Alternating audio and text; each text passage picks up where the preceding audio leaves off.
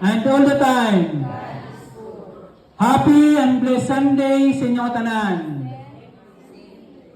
So, kumusta ka mo? Okay pa sa alright? Abi, lingay mo katapad, kagambali, blooming ka karon ba? Ha? O, diba? Mas manami, no, kung kakadlaw kita, malipayon kita, tungod sa aton Ginoo. Palakpakan nato ng aton na Ginoo. Sumuto ko kay Kristo, aton karon pasalamatan ang aton Ginoo tungod sa iyang mga creation. Tungod sa iyang ginpang himo diri babaw sa kalibutan.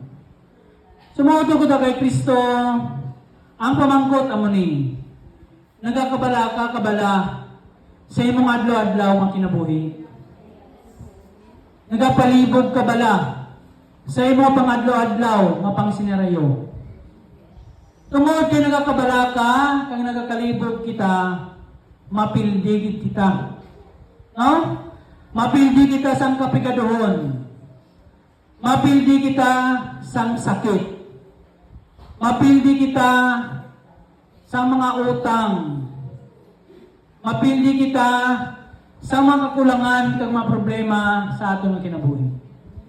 Pero ang mayong balita, kung kita nagapaubos, kag kita nagapalapit sa atong Ginoo, bisan pildi kita. Pero sa mata sang Ginoo, madaogon din kita. Amen? So dapat papildi ka lang, no? Kag sa atong kinabuhi dapat palugi ka lang. Magpalugi ka ihan. No, mga itong may isa ka istorya ba nga atong babae, nagkaon si isa ka nagmerenda sa isa ka restaurant. Karon tong babae minabatian sa tigulang sa likod nga nagamerenda man. Tingala siya ng tigulang, ambas ang tigulang. Ambas ang tigulang. So daw na conscious siya, gintawag niya ang waiter. So karon, yung pamangkot niya ang waiter nga kung ano ang ginakaon sa tong tigulang. So, ang ba niya, kung ano ginakaon sa tigulang, ako matong i-orderon. Hindi siya magpalugi. So, pag-abot sa waiter sa iyo, may dala siyang isa katasa ng ice cream. So, ang ambasang waiter, ari na mo ice cream, sir. Tigin kaon niya.